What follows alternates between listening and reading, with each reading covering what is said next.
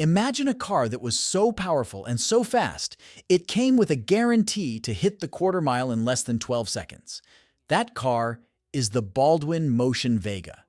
This isn't just a car, it's a symbol of an era when speed, power, and style were everything. Born from the partnership between Baldwin Chevrolet and Motion Performance, this machine was not just built, it was engineered to perfection. With a heart that roars and a design that turns heads, the Baldwin Motion Vega is more than just a classic car, it's a piece of automotive history. And what's more interesting, this beast came with a unique guarantee, a testament to its unparalleled power and speed. Now you might be wondering, what's the story behind this beast? What made it such a monster? Let's dive into the history of this beast to understand the underlying power and charisma of this beauty. For those of you who are not familiar with Baldwin Motion and their insane selection of dealer-built speed machines, allow me to briefly recap Motion Performance, a performance shop that also happened to be located in Baldwin, New York, and Baldwin Chevrolet. A Chevrolet dealership in Baldwin, New York collaborated to create Baldwin Motion. Basically, Baldwin Chevrolet would assist Motion in getting the new Chevy vehicles, and Motion would concentrate on producing them quickly, like very quickly. We are discussing complete engine swaps and beyond.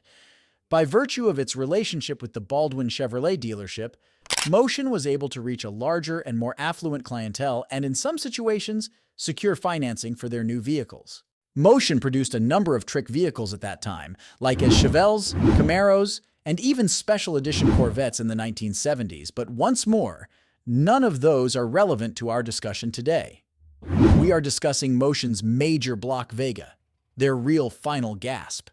In all honesty, the first-generation pre-facelift Vega that Chevrolet produced between 1970 and 1973 wasn't that ugly. It actually resembles a little 1970 Camaro, although one that is a little more pedestrianized. The Vega was a mass-market budget vehicle.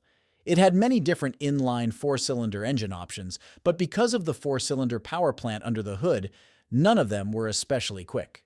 The Vega's one redeeming grace, though, was that it was a rear-wheel drive, front-engine vehicle that weighed just 2,200 pounds. If you could install a different engine in it, the unfinished chassis would be ideal for enormous acceleration.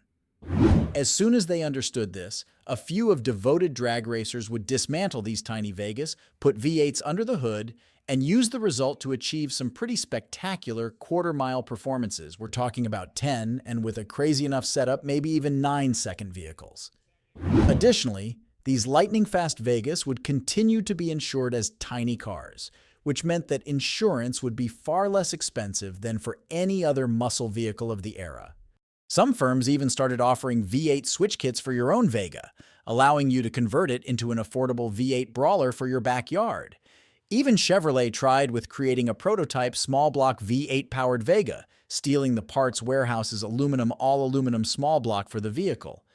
An aluminum V8 was supposed to save a significant amount of weight and have a far less impact on handling than a standard V8 with an iron block, which would be excessively overweight and cause the Vega to understeer like a complete pig. The Vega's 302 cubic inch engine, when combined with a factory turbo 350 transmission and an all-stock Vega rear end, allowed for a high 13-second time. Thus, you can see how quick a 300-plus horsepower V8 Vega may have been with a 4-speed and a well-geared Ponzi. Which brought us back the Motion Vega once more. Motion, on the other hand, jumped on the V8 Vega fever quickly and offered their own TurnKey V8 swapped Vegas in varying degrees of crazy. Though they did provide them, these weren't simple switch kits that you completed in your garage. A few of these V8 Vegas were indeed delivered as the monstrous machines they were, fully assembled and operational. Even the most basic of small block constructions of the TurnKey Motion V8 swapped Vegas started at an MSRP of $4,000, making the vehicle more costly than a brand new Z28 Camaro, which at the time had an MSRP of about $3,500. The sky was really the limit when it came to what Motion could do when optioning out a V8 Vega, though, because they were not a big corporation that had to follow really any rigorous standards that everyone else did. Based on historical literature, magazine advertisements, and other sources, we were able to figure together that for $4,000, You could have a base V8 swapped Vega that most likely had a respectable 350 or something like. Although nothing to write home about, they were nevertheless rather fast. If your wallet could accommodate an additional $5,000, you could opt for a Motion Phase 3 V8 Vega. This variant would naturally include the Phase 3 350, a 370 horsepower LT one small block Chevy. At the time, one of the most powerful engines available as standard equipment. In addition to these performance upgrades, the Motion Vegas may also be equipped with a variety of suspension tweaks to improve hookup from a dig, a 12-volt Posey rear, and a 4-speed M22 Rock Crusher transmission. It gets more stranger than that, though. Although the Phase 3 was initially equipped with a 350 horsepower engine, there were more powerful and capable choices available. Customers now have the option to spend even more money. I'm not sure exactly how much it was at the time, but picture maybe $6,000 or $7,000 to outfit their car with a 427 or 454 cubic inch big block Chevy, which is insanely powerful. Now, it took a lot of labor to squeeze a huge block into a Vega. The bell housing space needed to be shortened a little, and the big block automobiles required special mounts and additional exhaust work that had to dump out the side. And those were only a handful of the adjustments required for Motion Vegas's large block setup. These Vegas were incredibly quick in a straight line thanks to their 400 to 450 horsepower motors, which also had a ton of torque. It's true that the large block added a significant amount of weight up front, which caused these cars handle quite poorly. However, everybody who purchased one understood that it was only intended for straight-line speed. And in true infomercial style, but hold on, there's more. Yes, based on an old magazine article we discovered on a forum, it appears that you could also have a Vega with a 350 small block turbocharged or supercharged engine if you wanted something a little different than, say, a big block 427 Vega. With so many outrageous engine combinations to choose from, it's obvious that you could customize your Motion Vega to your exact specifications. Just to make sure it would handle well, I myself would have probably chosen the LT1350 powered vehicle.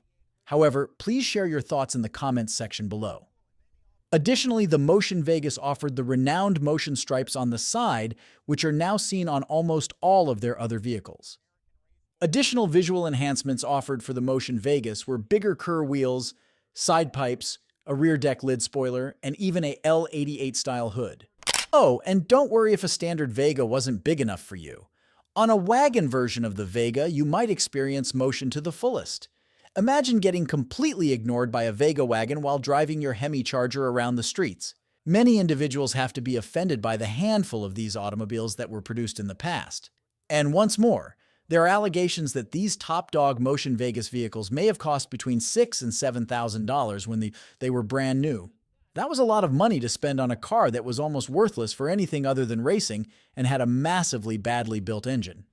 As per Motor Trend, there are rumors that roughly 454 powered cars were produced prior to the EPA telling Joel Rosen, the man behind Motion, that his actions were against their regulations and effectively shutting him down. Now, Joel used to charge a big sum for identification services that let individuals determine whether their automobiles were Motion vehicles. He tragically died in 2023, though, so it's possible that we may never be able to determine the precise number of Motion Vegas that were constructed. However, it's certain that a small number of turnkey vehicles were produced. Some were reportedly even exported. Given that many of these Vegas were designed especially to be raced and raced hard, it's likely that many of them were damaged or wrecked at some time. Therefore, it's likely that there are a few rusted Vegas out there that are some of these insane Motion vehicles that we're simply unaware of. In any case, the Motion Vegas are up there with the AMC Gremlin 401 XR as the ultimate dealer-built speed machines. Well, there you have it, the V8 family-friendly car that destroyed everyone. Which of these topics did you find interesting? Comment down below and let's discuss. Also, don't forget to hit that subscribe and like button to keep you updated on our future uploads. Until then, I'll catch you on the next one.